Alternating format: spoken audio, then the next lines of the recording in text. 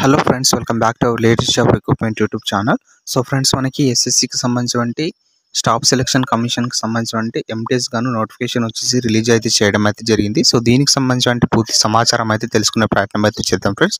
So ముందుగా వచ్చేసి మన వీడియోని అయితే ఒక లైక్ అయితే చేయండి. మీరు లైక్ చేస్తే నాకు కొంచెం సపోర్టింగ్ అయితే ఉంటుంది కాబట్టి వీడియోని ఖచ్చితంగా అయితే లైక్ అయితే చేయండి. అదేవిధంగా ఛానల్ని కొత్తగా విజిట్ చేసుకుంటే ఖచ్చితంగా మన ఛానల్ని సబ్స్క్రైబ్ అయితే చేయండి ఫ్రెండ్స్. సో ఇంకా వీడియోలోకి అయితే వెళ్ళిపోదాం. ఆన్లైన్ అప్లికేషన్కి సంబంధించి 26 జూన్ 2025 నుంచి 24 జూలై 2025 వరకు వచ్చేసి లాస్ట్ డేట్ అనేసి అయితే ఇవ్వడం అయితే జరిగింది. సో మీరు ఇక్కడ క్లియర్గా అయితే చూసుకోవచ్చు. అప్లికేషన్కి సంబంధించి లాస్ట్ డేట్ చూసుకున్నట్లయితే మనకి 24 జూలై 2025 వచ్చేసి లాస్ట్ డేట్. 26 జూన్ నుంచి మనకి ఆన్లైన్ అప్లికేషన్స్ అనేసి అయితే స్టార్ట్ అయితే చేయడం అయితే జరిగింది.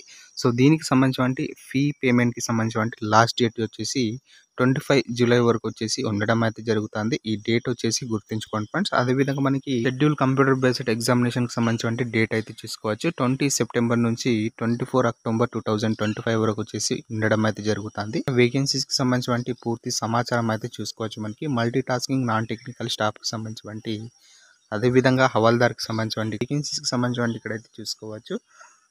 సో 1077 వేకెన్సీ వచ్చేసి భర్తీ అయితే చేస్తున్నారు ఫ్రెండ్స్. సో ఎంటీఎస్ అదేవిధంగా హవాల్దార్కి సంబంధించి సో ఇక్కడ పూర్తి సమాచారం అయితే చూసుకోవచ్చు. అదేవిధంగా దీనికి సంబంధించి అఫీషియల్ వెబ్సైట్ వచ్చేసి సో ssc.gov.in అనే వెబ్సైట్లోకి వెళ్ళేసి సో మీరు అక్కడ రిజిస్ట్రేషన్ చేసుకున్న తర్వాత సో అప్లికేషన్ అనేది అయితే సబ్మిట్ అయితే చేసుకోవాల్సి అయితే ఉంటుంది. ఇండియన్ సిటిజన్ ఉన్నటువంటి ప్రతి ఒక్క అభ్యర్థులు వచ్చేసి దరఖాస్తు అయితే చేసుకోవచ్చు ఫ్రెండ్స్. ఇవి కేంద్ర ప్రభుత్వ ఉద్యోగాలు కాబట్టి తెలంగాణ అదేవిధంగా ఏపీ అభ్యర్థులకు సంబంధించి 2 తెలుగు రాష్ట్రాలకు సంబంధించి అభ్యర్థులు వచ్చేసి దరఖాస్తు అయితే చేసుకోవచ్చు.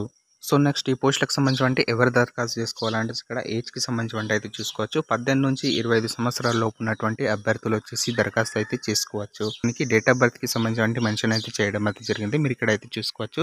2 ఆగస్ట్ 2000 నుంచి 1 ఆగస్ట్ 2007 వరకు వచ్చేసి సో ఈ డేట్ ఆఫ్ బర్త్ మధ్యలో జన్మించినటువంటి అభ్యర్థులు వచ్చేసి దరఖాస్తు అయితే చేసుకోవచ్చు. అదేవిధంగా ఇక్కడ మనకి 18 to 27 వచ్చేసి మనకి సో ఈ డేట్ ఆఫ్ బర్త్కి సంబంధించి హవాల్దార్ గాను అప్లై అయితే చేసుకోవచ్చు. సో నెక్స్ట్ ఇక్కడ మనకి అప్పర్ ఏజ్ లిమిట్కి సంబంధించి అయితే చూసుకోవచ్చు. ఎస్సీ ఎస్టీకి సంబంధించి 5 సంవత్సరాల నుంచి అయితే వయోపరిమితి అయితే ఉంటుంది. ఓబీసీకి సంబంధించి 3, సో పీడబ్ల్యూడీ క్యాండిడేట్స్కి సంబంధించి 10 సంవత్సరాలు వచ్చేసి అదనంగా ఎక్స్ట్రాగా అనేసి అయితే ఇవ్వడం అయితే జరుగుతుంది. సో నెక్స్ట్ ఇక్కడ మనకి చూసుకున్నట్టయితే హౌ టు అప్లై అనేసి అయితే ఇవ్వడం అయితే జరిగింది. సో మీరు ఈ పోస్టులకు సంబంధించి ఏ విధంగా దరఖాస్తు చేసుకోవాలంటే సో మీరు అఫీషియల్ వెబ్సైట్లోకి వెళ్ళేసి కూడా అక్కడ కూడా వచ్చేసి రిజిస్ట్రేషన్ చేసుకున్న తర్వాత అప్లికేషన్ అనేది అయితే సబ్మిట్ అయితే చేసుకోవాల్సి అయితే ఉంటుంది. సో అఫీషియల్ వెబ్సైట్కి సంబంధించి సైట్ అయితే ఇక్కడైతే చూసుకోవచ్చు. ssc.gov.in అనే వెబ్సైట్లోకి వెళ్ళేసి సో మీరు అక్కడ అప్లికేషన్ అనేది సబ్మిట్ అయితే చేసుకోవాల్సి అయితే ఉంటుంది. లేదా మీరు మై ఎస్ఎస్సి అనేసి మొబైల్ అప్లికేషన్ అనేసి అయితే ప్లేస్టోర్లోకి వెళ్ళేసి అక్కడ డౌన్లోడ్ చేసుకున్న తర్వాత సో మీరు అక్కడ కూడా వచ్చేసి అప్లికేషన్ అనేసి అయితే చేసుకోవాల్సి అయితే ఉంటుంది ఫ్రెండ్స్. అదేవిధంగా ఇక్కడ అప్లికేషన్ ఫీకి సంబంధించి జనరల్కి సంబంధించి 100 రూపీస్ వచ్చేసి పే అయితే చేయాల్సి అయితే ఉంటుంది. ఉమెన్ క్యాండిడేట్స్ అదేవిధంగా బిలాంగ్స్ టు షెడ్యూల్ క్యాస్ట్ అదేవిధంగా షెడ్యూల్ ట్రైబ్స్కి సంబంధించి పర్సన్ విత్ బెంచ్ మార్క్ డిసబిలిటీస్కి సంబంధించి ఎక్స్ సర్వీస్ మ్యాన్కి సంబంధించి ఎటువంటి ఫీ అనేది లేదు ఫ్రెండ్స్. సో ఫీ నుంచి మినహాయింపు అయితే ఉంది. సో నెక్స్ట్ మనకి ఈ పోస్టులకు సంబంధించి ఎసెన్షియల్ ఎడ్యుకేషన్ క్వాలిఫికేషన్కి సంబంధించి ఇక్కడైతే చూసుకోవచ్చు. The candidates must have passed matriculation అనేసి అయితే ఇక్కడైతే ఇవ్వడం అయితే జరిగింది. సో కేవలం 10th క్లాస్ చదువుకున్నటువంటి ప్రతి ఒక్క అభ్యర్థులు వచ్చేసి దరఖాస్తు అయితే చేసుకోవచ్చు ఫ్రెండ్స్ మనకి. సో ఏపీ అదేవిధంగా తెలంగాణకు సంబంధించి ఎవరైతే అభ్యర్థులు సో ఇంట్రెస్టెడ్ క్యాండిడేట్స్ ఎవరైతే ఉంటారో ఖచ్చితంగా దరఖాస్తు చేసుకోవడానికి ట్రై అయితే చేయండి. ఎంటీఎస్ గాను అదేవిధంగా హవాల్దార్ గాను సో 2 పోస్టులకు సంబంధించి దరఖాస్తు అయితే చేసుకోవచ్చు ఫ్రెండ్స్. కేవలం 10th క్లాస్ పాస్ అయినటువంటి అభ్యర్థులు వచ్చేసి దరఖాస్తు అయితే చేసుకోవచ్చు. నెక్స్ట్ మనకి ఇక్కడ ఎగ్జామినేషన్ సెంటర్స్ కి సంబంధించి పూర్తి సమాచారం వచ్చేసి చూసుకోవచ్చు. సో ఫస్ట్ ఆంధ్రప్రదేశ్ కి సంబంధించి ఎగ్జామ్ సెంటర్స్ అయితే ఇక్కడైతే చూసుకున్నాం ఫ్రెండ్స్. మనకి గుంటూరు, కర్నూలు, రాజమండ్రి, తిరుపతి, విశాఖపట్నం, విజయవాడ, కాకినాడ, నెల్లూరు, విజయనగరం, ఒంగోలు, శ్రీకాకుళం, కి సంబంధించి సో ఆంధ్రప్రదేశ్కి సంబంధించి ఎగ్జామ్ సెంటర్స్ వచ్చేసి సో ఉన్నాయి ఫ్రెండ్స్. అదేవిధంగా మనకి తెలంగాణకు సంబంధించి ఇక్కడ ఎగ్జామ్ సెంటర్స్ అయితే చూసుకోవచ్చు. మనకి హైదరాబాద్, వరంగల్, కరీంనగర్కి సంబంధించి ఎగ్జామ్ సెంటర్స్ అనేసి అయితే ఉన్నాయి ఫ్రెండ్స్. సో మీకు దగ్గరలో ఉన్నటువంటి ఎగ్జామ్ సెంటర్ని ప్రిపేర్ చేసే ప్రయత్నం అయితే చేయండి ఫ్రెండ్స్. సో నెక్స్ట్ మనకి స్కీమ్ ఆఫ్ ఎగ్జామినేషన్కి సంబంధించి ఇక్కడైతే చూసుకోవచ్చు.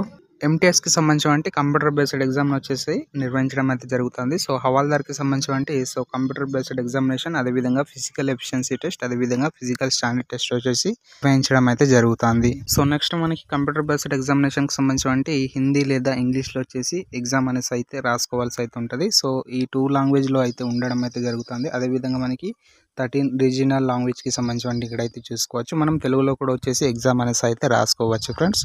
సిలబస్కి సంబంధించి సబ్జెక్ట్ వచ్చేసి ఇక్కడైతే చూసుకోవచ్చు. మనకి ఫస్ట్ సెషన్ అదేవిధంగా సెకండ్ సెషన్కి సంబంధించి 2 సెషన్స్ వచ్చేసి నిర్వహించడం అయితే జరుగుతుంది. సో ఫస్ట్ సెషన్కి సంబంధించి ఇక్కడ సబ్జెక్ట్ చూసుకున్నట్లయితే న్యూమరికల్ అండ్ మ్యాథమెటిక్ అబిలిటీకి సంబంధించి అదేవిధంగా రీజనింగ్ అబిలిటీ అండ్ ప్రాబ్లమ్ సాల్వింగ్కి సంబంధించి 20 క్వశ్చన్స్ కానీ 60 మార్క్స్ వచ్చేసి కండక్ట్ అయితే చేయడం అయితే జరుగుతుంది. సో దీనికి సంబంధించి 45 మినిట్స్ టైం డ్యూరేషన్ వచ్చేసి కేటాయించడం అయితే జరుగుతుంది. ఇది వచ్చేసి మనకి ఫస్ట్ సెషన్కి సంబంధించి అదేవిధంగా సెకండ్ సెషన్కి సంబంధించి సబ్జెక్ట్ జనరల్ అవేర్నెస్ అదేవిధంగా ఇంగ్లీష్ లాంగ్వేజ్ కాంపరేషన్కి సంబంధించి ఇక్కడ నిర్వహించడం అయితే జరుగుతుంది. 25 క్వశ్చన్స్ గాను 75 మార్క్స్ వచ్చేసి ఉండడం అయితే జరుగుతుంది. 45 మినిట్స్ వచ్చేసి దీనికి కూడా ఫ్రెండ్స్.